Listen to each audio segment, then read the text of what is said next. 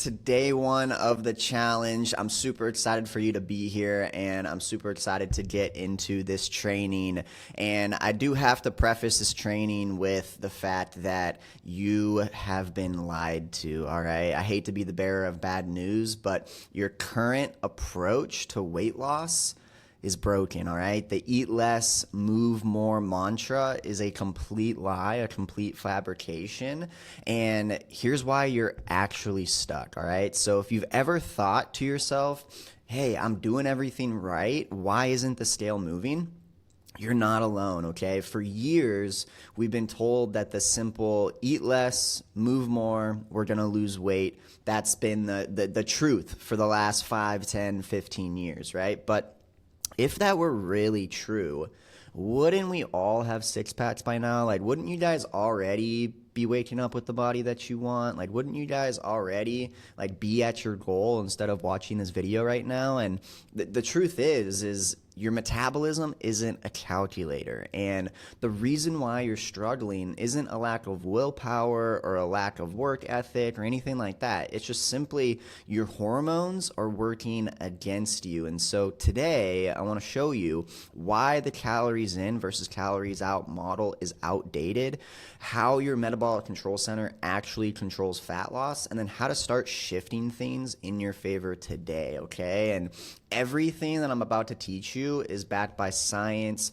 research, and results, okay? So everything that I'm saying here is factual, it's grounded in science, and I have the studies to prove it, and I even cite the studies in this document for you guys, all right? So why is calories in versus calories out failing you, right? Well, for decades, the weight loss advice has been made super simple, right? Eat less, move more, lose weight. But here's why that fails, especially for women over 35, all right? The first reason why this fails is because your body is not a calculator, okay? So when you reduce calories and you focus on calories in versus calories out, you're just simply trying to focus on a number, right? And the problem is your body's not a calculator. And so when you restrict calories, what happens is this leads to a reduction in metabolic rate as your body adapts to conserve energy, okay? And so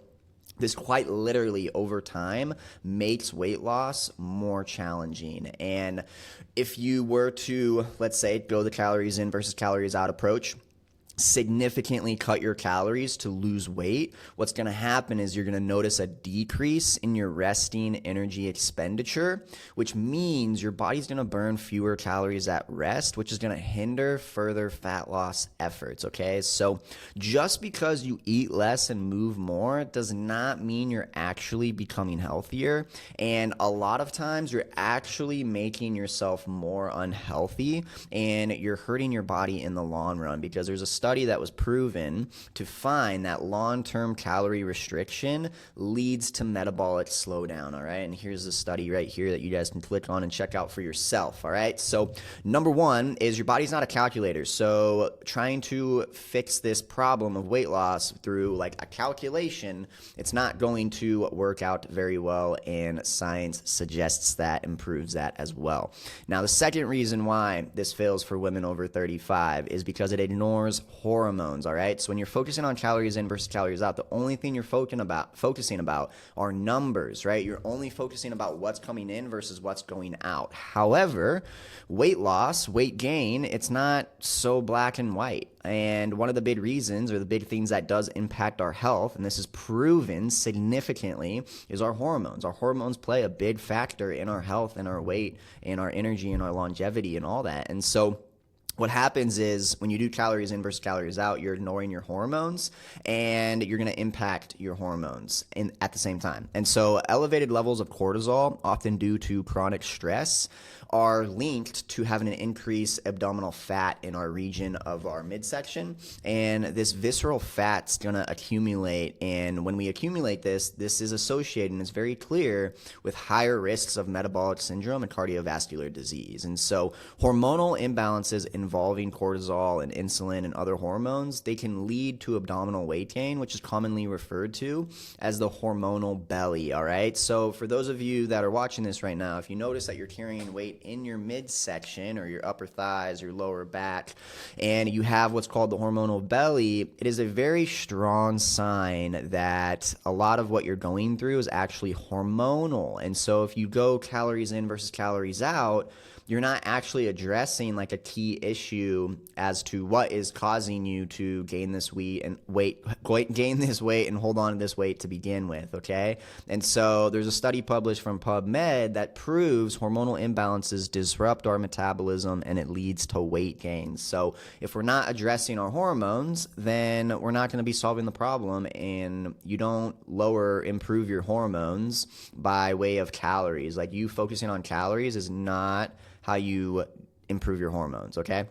Now, the third reason why this approach fails and is broken for you ladies is because it wrecks your metabolism, okay? So when we go through repeated cycles of weight loss and weight gain, also known as yo-yo dieting, this can lead to a decrease in resting metabolic rate, which makes future weight loss efforts more difficult. So if you're noticing that it's harder than ever for you to lose weight right now, it's probably because you've had to go through some yo-yo dieting, and that is literally decreasing your metabolic rate. And so it's not like you're going crazy or anything like that. Like, your body is literally making it harder for you to lose weight.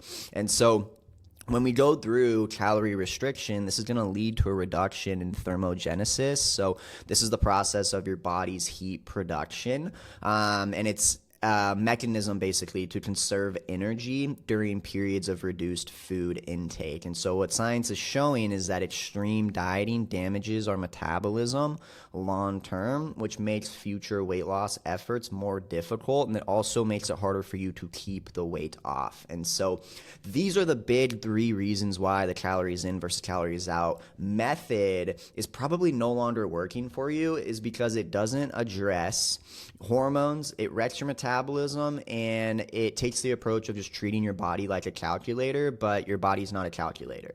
And so there is an amazing case study that proves this to be true that I'm sure a lot of you guys can relate to. And so I'm not sure if you guys ever watched the show The Biggest Loser, but I watched that show a ton growing up as a kid. It was super entertaining. It was awesome to see. And for those of you that don't know what the show is, basically it is a weight loss show. And these contestants would live on a ranch for months at a time, and they had personal trainers and chefs and like literally the best accommodations possible for weight loss that you and I just like won't ever be able to have.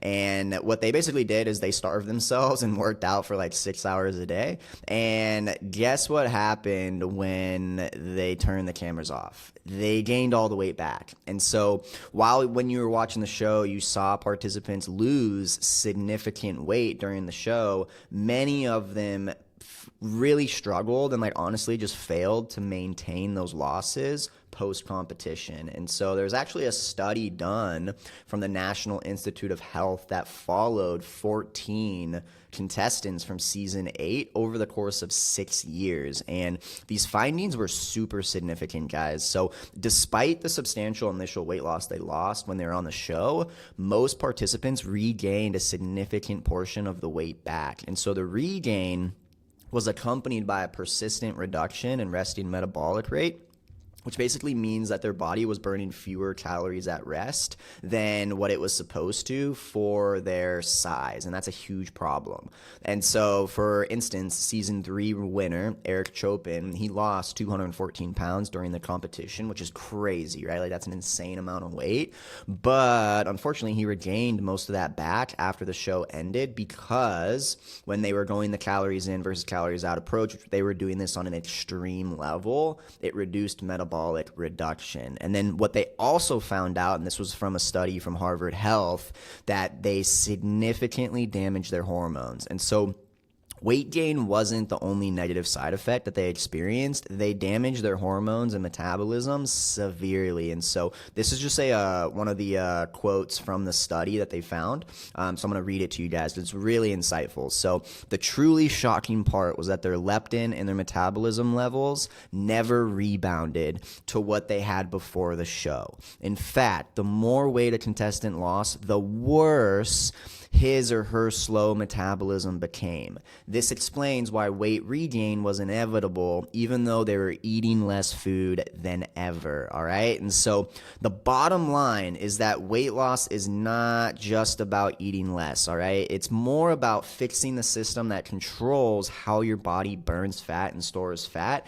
and it's really about actually making sure that you are getting your body healthy again, all right? That is the biggest thing, is the reason why you have weight to lose is because your body is not actually healthy on a deeper level, all right? So what's the system that controls my body's ability to burn fat? Well, I want you to meet your metabolism's boss, all right? Your metabolism's boss is what is called the metabolic control center, all right? So your metabolic control center is a tiny part of your brain that literally controls everything, all right? So it's going to control your hunger, your cravings, your fat storage, your fat burning, your energy levels, and your metabolic speed. And the problem is when it's out of balance, your body's going to fight tooth and nail against you, all right? So I want you to think about your metabolic control center as a thermostat in your home, okay? So let's envision, for example, that your thermostat is broken, all right? If you turn up the heat, which we can correlate, we'll just call it exercise, right? The equivalent of exercising, or you shut off the AC,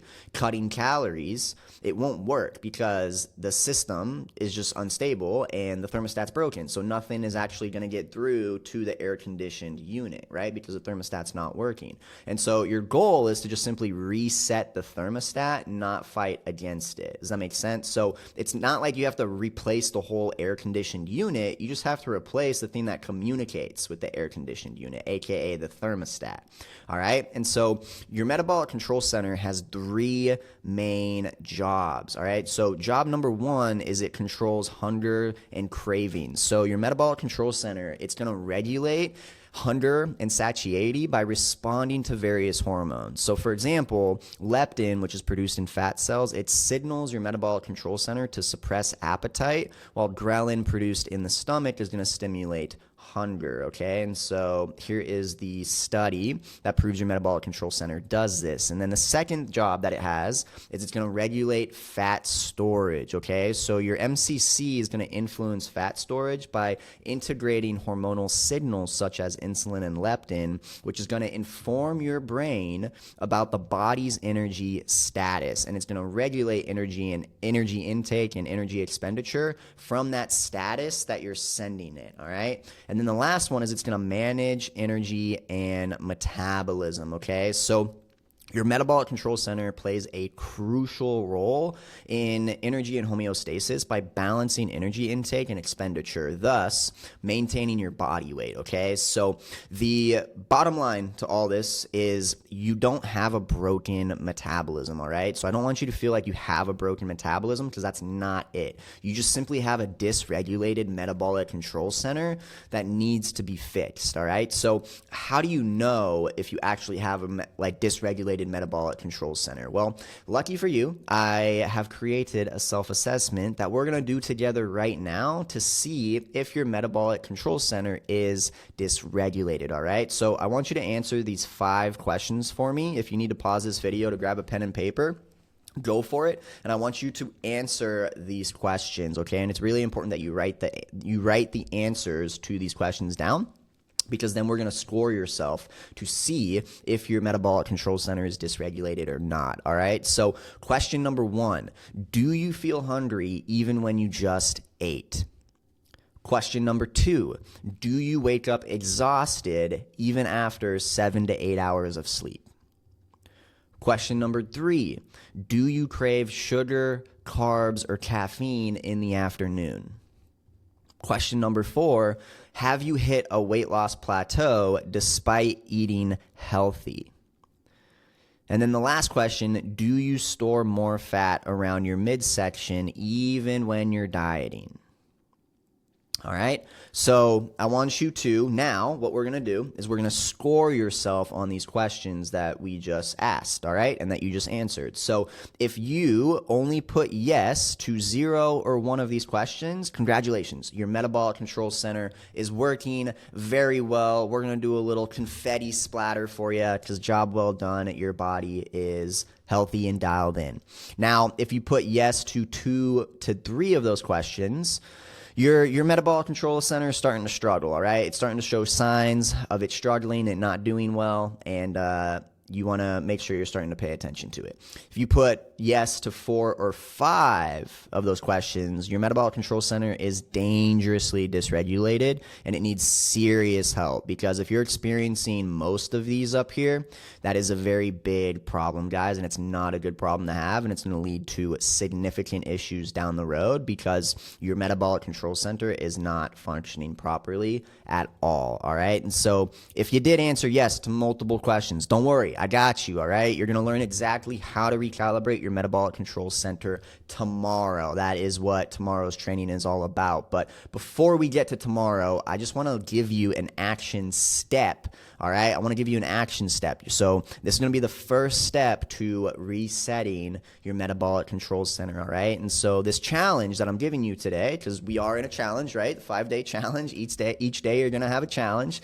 This challenge is going to be super simple for today, but it's incredibly effective, all right? And so when it comes to your metabolic control center, it thrives on stability, and so it needs to feel safe to function properly. So chronic stress, erratic eating habits, lack of movement, all of this stuff, it confuses your metabolic control center because it doesn't interpret that stuff as like, I am safe, I'm able to function properly, and it's gonna make it harder for your body to burn fat. So today's challenge is I want you to do this 3-minute metabolism reset before your next meal, all right? So step number 1 is we're gonna activate your vagus nerve, all right? So you're going to take 5 deep breaths, and you're going to follow this structure. So you're going to inhale for 4 seconds, hold for 2 seconds, hold that inhale for 2 seconds, and then you're going to do a slow exhale for 6 seconds, all right? What this is going to do, this is going to calm your nervous system, and it's going to signal your metabolic control center that, hey, you're safe, you're not in a dangerous situation, and it's going to reduce your stress-based fat storage, all right? You're basically just signaling to your nervous system, hey, I'm calm, everything's okay, I'm not stressed, I'm not nervous, anything like that, all right? Number 2 is you're going to incorporate some light movement to signal fat burn, all right? So what I want you to do before your meal is I want you to do 30 seconds of slow body weight squats, or I just want you to go for a short walk, all right? What this is going to do, it's going to improve your insulin sensitivity, and it's going to help prepare your body and your digestive system to process food more efficiently. This is super important, guys. It's not just the food that we eat, it's the food that we absorb and process. And so a lot of people, they have a lot of gut issues and gut health issues and digestive issues, and that will also impact your metabolic control centers. So this will help improve that. And then the last step is I want you to eat with metabolic awareness, all right? So you're going to chew your first 3 bites very slowly, focusing on taste and texture. And the reason why I want you to do this, I know it sounds woo-woo, fluffy, like woo-woo science, right? It sounds silly. It sounds like it wouldn't make any sense or wouldn't do anything, right? Wrong. This signals to your brain that food is available, and it's going to reduce your cravings and overeating, all right? So why does all this actually work? Well, for those of you that are curious, I published or put studies here citing all of these things. So all of this is rooted in science, guys. So it may sound fluffy, woo-woo, out there stuff. I promise you it's not, all right? When you deep breathe, it's going to lower your cortisol and reduce stress-related fat storage. When you incorporate light movement before or even after eating, it's going to improve your glucose metabolism and your insulin response, okay?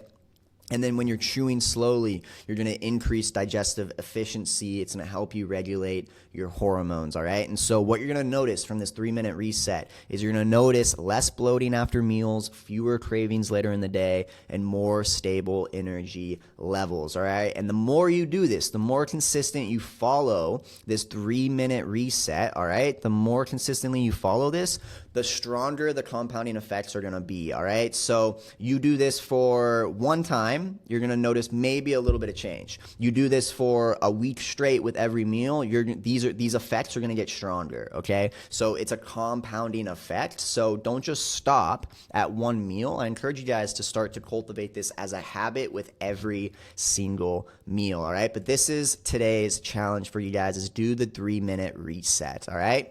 Now, with all that said, what is coming next? I want you guys to get ready for your aha moment, because it's coming tomorrow, all right? So today, I wanted to teach you guys how and why the old school eat less, move more approach is keeping you stuck, and how the Metabolic Control Center is actually secretly running the show behind your weight, your cravings, and your energy levels. Now, I want to ask you something. What if you could finally break free from the constant battle with food in your body?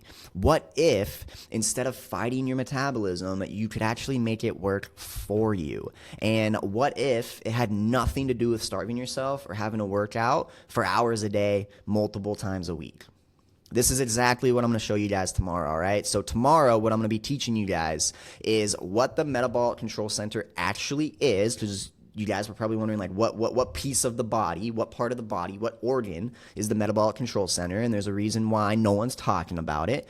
Number 2 is why most weight loss plans are messing you up even more without even realizing it, and then how to reset your Metabolic Control Center so you can finally burn fat naturally, curb cravings, and skyrocket results, all right? And so I'm going to be teaching you all of this tomorrow, plus I'm going to be giving you a very simple step that you can do to immediately kickstart the reset of your Metabolic Control Center in just a few minutes, all right? So you're not going to want to miss tomorrow's training, so be on the lookout for that. Pay attention to that, and then watch it ASAP when I drop it tomorrow morning, all right? And for those of you that made it all the way to the end, I want you to drop a comment down below, 3-minute reset, all right? So drop the comment down below, 3-minute reset. It's going to let me know that you completed today's training and that you did today's challenge, all right, guys? So this concludes today's training, and I will see you guys tomorrow.